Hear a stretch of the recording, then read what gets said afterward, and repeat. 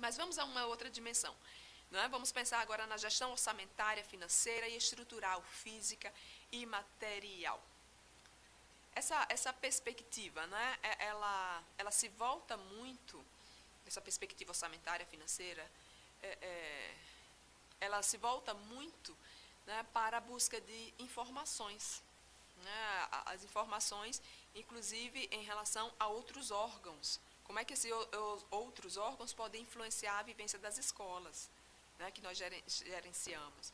E aí essa busca de informações, né, ela se refere ao quê?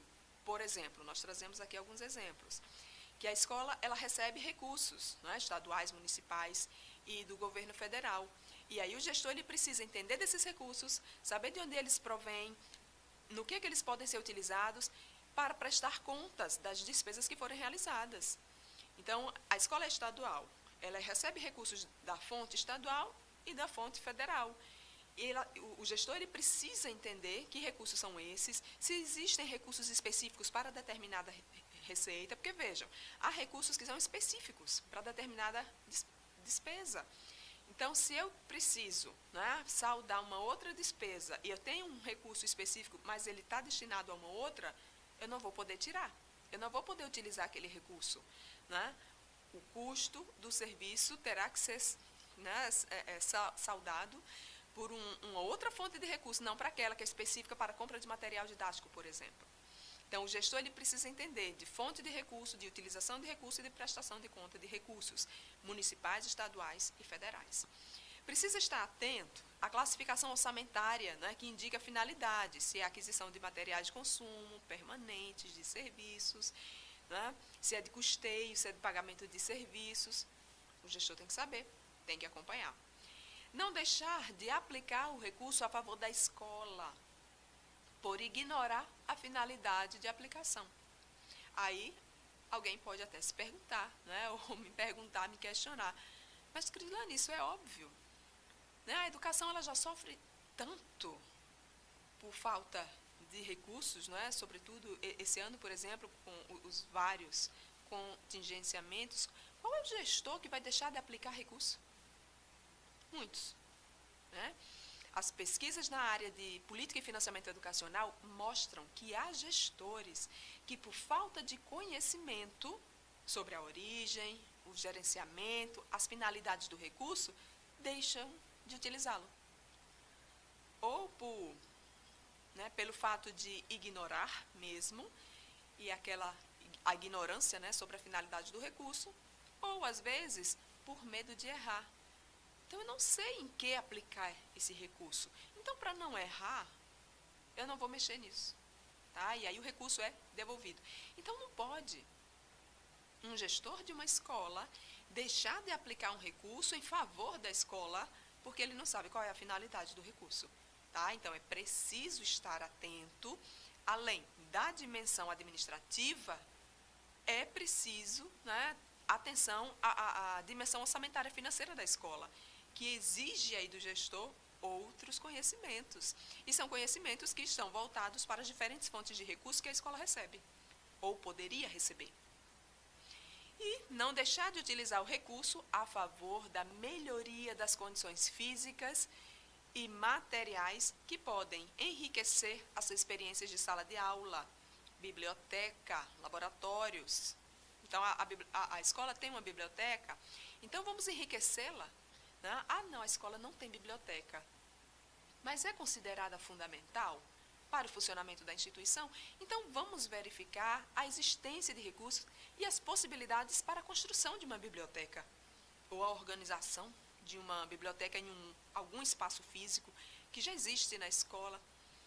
Ou os laboratórios. Né? Quando nós pensamos em laboratórios, em escolas, vem à mente imediatamente os laboratórios de ciências, né? Para que façamos as experiências científicas mais relacionadas à área das ciências físicas, né? Como nós chamamos lá no ensino fundamental, ciências, como nós chamamos lá no ensino médio, biologia, química e física. Então, para além desses, não é? Laboratórios de informática, laboratório de artes, laboratório de ciências humanas. Há recurso para isso na escola? Foi discutido com a comunidade escolar? O que os professores né? E os demais funcionários da instituição pensam sobre isso? Qual o suporte técnico, teórico, metodológico que os professores podem dar? Se podem dar, se existe o recurso na escola para isso. Então vamos utilizar, não pode deixar de utilizar os recursos. Ok? E falando ainda um pouco mais, né, de gestão orçamentária, financeira e de estrutura física e material, nós temos aqui no nosso slide 17, vamos falar aqui um pouquinho da importância do cuidado com o espaço físico escolar, como sendo ele uma parte integrante do currículo da escola. E aí o Paulo Freire também fazia uma referência aos prédios escolares, aos edifícios das escolas, né, quase devastados, né? Ele dizia, abre aspas, é incrível que não imaginemos a significação do discurso formador que faz uma escola respeitada em seu espaço. A eloquência do discurso pronunciado na e pela limpeza do chão, na boniteza das salas, na higiene dos sanitários, nas flores que adornam. Há uma pedagogicidade indiscutível na materialidade do espaço. Concordam? Agora Paulo Freire é recente, né? É segunda metade do século XX. Outros, né, tantos intelectuais, profissionais da educação, desde o final do século XIX, já vinham defendendo o cuidado, né, que os profissionais da educação deveriam ter na organização do espaço escolar. A própria arquitetura escolar, em si, ela já educa. O espaço físico da instituição, ele já ensina. Ele é, por isso, também uma espécie de currículo. É um currículo silencioso, né? Os espaços da escola, eles delimitam papéis, eles determinam funções, eles orientam comportamentos. E isso nós precisamos estar atentos.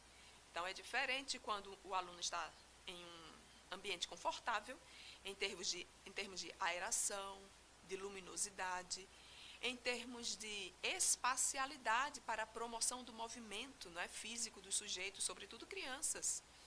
É diferente do fato dele estar em um outro espaço, né, pequeno, fechado, sem aeração. Isso é orientação de engenharia, de medicina, né, de educação.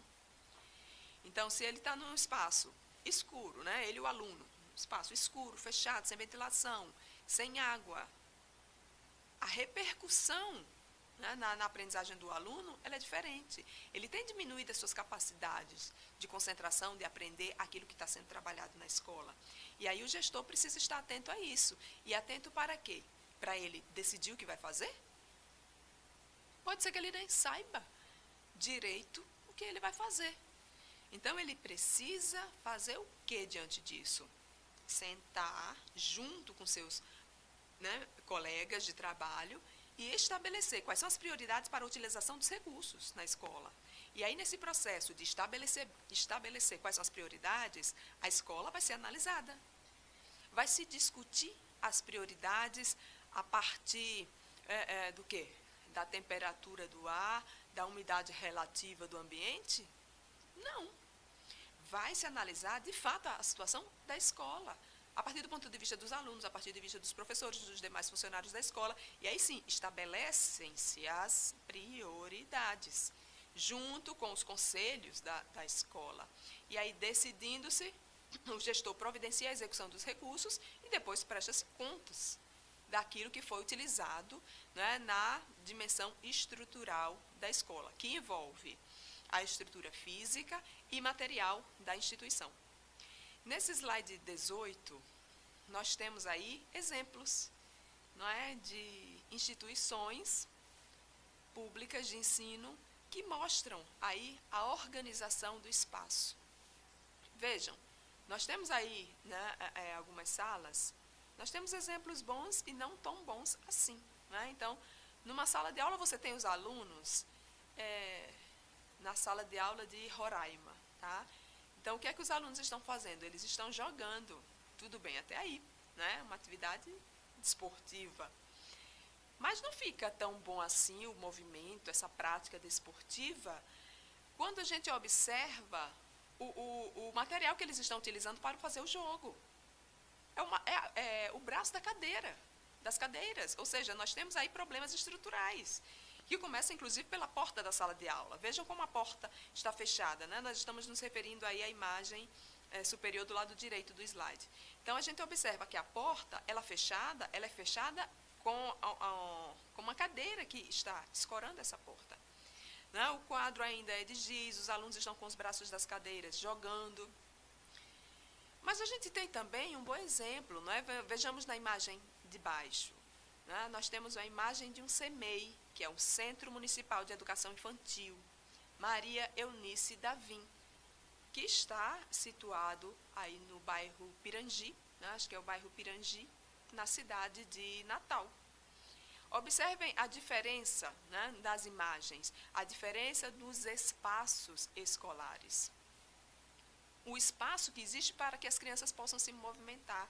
Vejam a luminosidade, vejam que o ambiente é colorido, que tem diferentes recursos didáticos e que isso vai promover não só o movimento dos alunos, né, pelo espaço que eles têm para caminhar, para correr, para pular, para sentar, para deitar, mas também a disposição física dos móveis e dos recursos que vão estimulá-los, né, pela variedade que apresenta, pela disponibilidade que apresenta para os alunos. Então, o cuidado com o espaço significa dizer que se tem cuidado com o currículo. Cuidar do espaço físico é cuidar do currículo escolar. E quando falamos em estrutura física, falamos da materialidade arquitetônica, mas falamos também da materialidade didático-pedagógica. Daí a importância dos materiais didáticos, tá certo? Então, materiais didáticos, eles entram aí, né, na dimensão da estrutura física da instituição.